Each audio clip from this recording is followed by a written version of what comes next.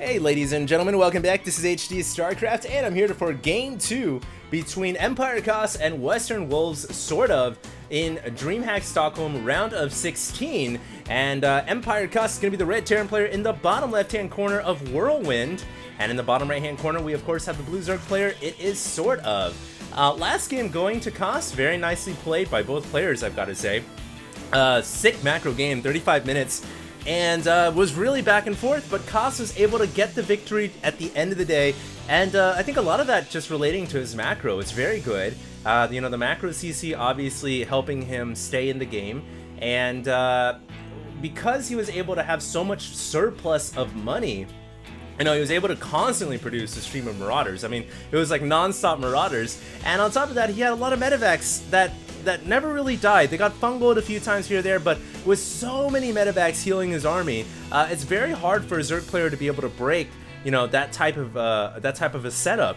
It's a war of attrition, and the more medevacs you have, the more sturdy your army becomes. So Koss was looking really good that game, despite sort of playing a pretty good one. You know, he got a lot of great surrounds, had a ton of ultras, just unfortunately was never able to break the Marauders, and I think when you're up against that many Marauders, there's something to be said for switching into your Cracklings. You know, he had Adrenal Glands upgraded. A swarm of Cracklings is like not something that Marauders want to see. Hellbats, okay, but Marauders like that, I think a lot of Cracklings could have done the job instead of the more expensive Ultralisks. And when I say Cracklings, of course I'm also including Infestors. Crackling Infestor to keep the Marauders from running away and to keep the medevacs from running away. So I think SortOf kind of realized that that's what he should have gone for, but we'll see what happens. This is going to be game 2. It's a fresh new start here. SortOf is down 1 game in the series, but that doesn't mean he's out. Over on the left-hand side, we do have another CC first opening from Koss, and this is a good map to do it on. It's a 4-player map, so the odds of being scouted in the early game and getting 6-pooled are very, very slim. In fact, you know, I've seen players 6-pool on maps, on 4-player maps before. The risk, of course, being that if you don't find your opponent in the first few minutes, you know, you could just lose the game straight up. But the other thing is, if you 6-pool on a map that's a 4-player map, Terran players never expect it to happen because it's a 4-player map. So if you do find your opponent, it's like GG, you win. Although in this scenario, Koss has kind of built a wall here, so I guess it doesn't really matter. And so that's just kind of going back to what I was saying about Koss is, you know, he's just got such a safe play style. It's very hard to find any openings and exploit them. It's very hard to exploit Koss. He's unexploitable almost because of his tightness and his solidness in the early game. But anyways, we do have the Overlord now coming in, and it's going to find Koss and scout him out right now. We do have a command center, a Vespene Geyser. We could see some Reapers, but I think more likely we'll see a factory. There's a factory coming down right now. And most likely going to be seeing Koss going with the same exact build he did last game. We'll probably see a macro command center in the next few seconds here. And SortOf should realize that this is a great map for Terrans to go macro CC. And because of that, I would expect him to go for a quick expansion, you know, a quick 3rd and 4th. On a map like this, it's very easy to go for the 3rd right here, and then just get another expansion over here, as far away from the Terran as is possible, because as Zerg, you don't ever want to expand towards Terran. You want to go away from them. It's just, you know, Terrans want to expand towards you so that they can attack you. Zerg wants to play more passively. So that's kind of the way that I expect this game to go down, although I don't see a macro CC coming yet. A couple more barracks are being added on. In fact, that is 3 more barracks here with a factory and a reactor. So we'll see if he decides to throw down an expansion anytime soon, but he could very well go for just a more standard two command centers and play a little bit more aggressively. Meanwhile, SortOf at his natural expansion, just kind of saturating things, got 35 drones going, doesn't have an ounce of gas mining yet, although now he's adding on the Vespene Geysers, and he is going to start mining out of the main. So a little bit late on the gas, which allows him to get more drones out. Totally fine. We do have a Zergling and Hellion skirmish here. We all know who wins that battle at the end of the day. And the Hellion is going to run up towards the Xel'Naga Tower, both of them in fact, and more Zerglings are here, but they are going to get roasted up. Zergling speed is now finishing up. We do have Stim Pack coming as well, and I still don't see another command center here from Koss, so Koss is definitely not going to be playing the greedy style he employed in game 1. Rather, he's going to be, I think he's going to be able to do a bit of a 2-base timing here with all of the forces he's going to have on the map. He's also adding on a starport too, and the Overlord is going to fly in here and see everything. 3 barracks, a factory, and a starport. And I bet right now, you know, SortOf is trying to find out, is there a macro CC? Because if there's no macro CC, then I have to play this a little more cautiously. I don't want to get a quick 4th expansion. I want to stay on 3 bases and, you know, churn out those upgrades and prepare for an earlier engagement. And in fact, here we go, man. The Marines are coming. I don't know if Koss is going to push out yet. He's probably going to wait for Stim and then make a Marine Widowmine push. So we'll see about that. And here comes a couple of Hellions.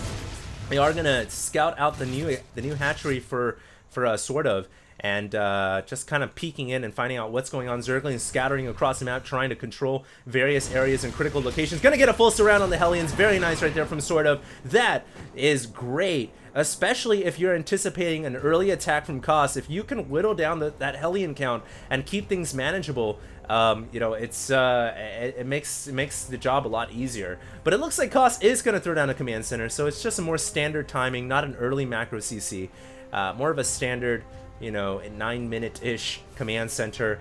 And we still could potentially see a push here once Stim Pack finishes. I think that is traditional. And here we go. The supply depots have been lowered, so here comes that inevitable Terran push, which does typically coincide with the command center coming up. So Koss is going to try to get an expansion while this attack is ongoing.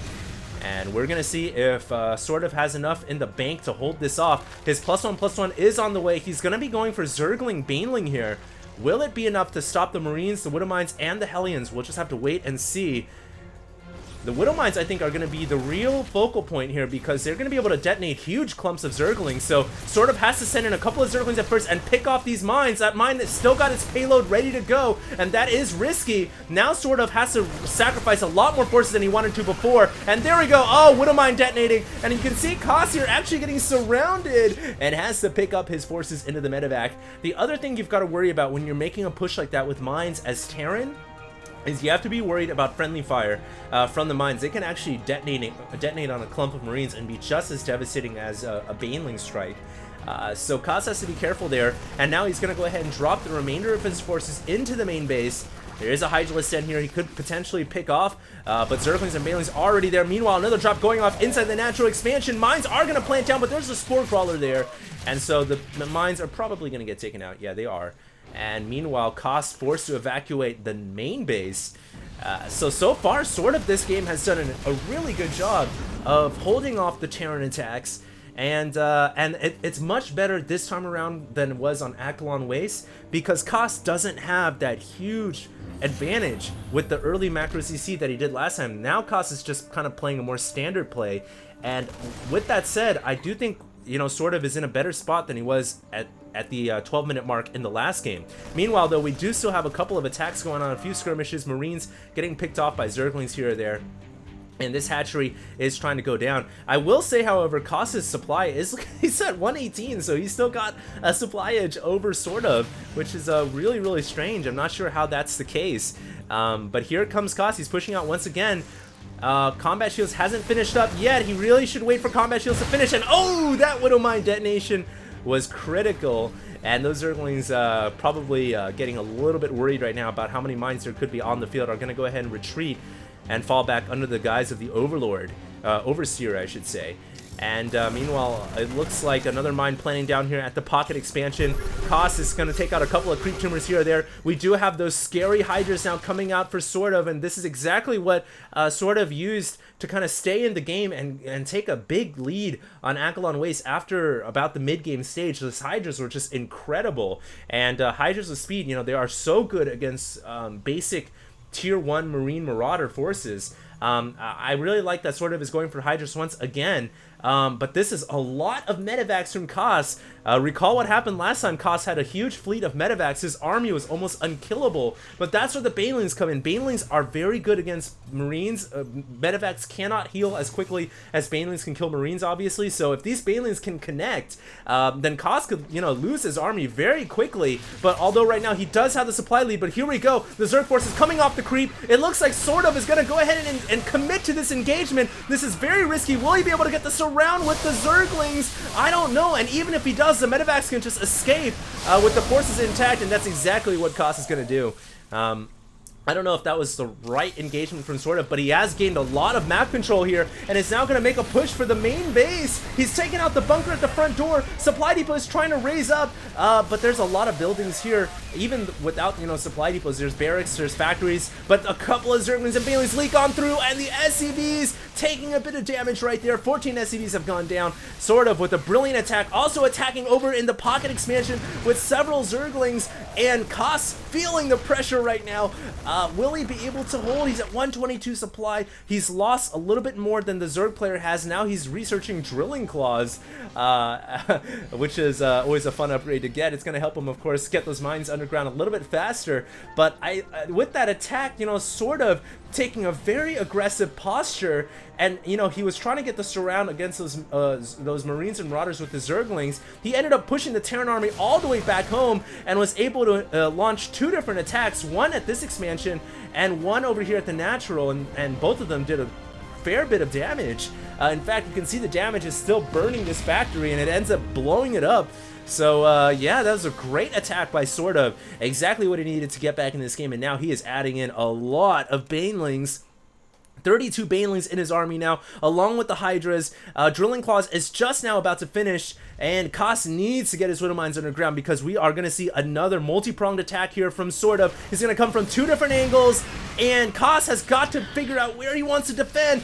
And it looks like his forces are going to be trapped in between 2 different armies. Sandwiched is the Terran player, and these Marines are in so much trouble. Banelings are going to connect, and no amount of medevacs in the air are going to help you when the Banelings take out your Marines like that. And Koss has to call GG. SortOf takes victory in game 2, and that means we are going to go into game number 3 with the series tied up. So I hope you guys stay tuned, and this is HD signing out.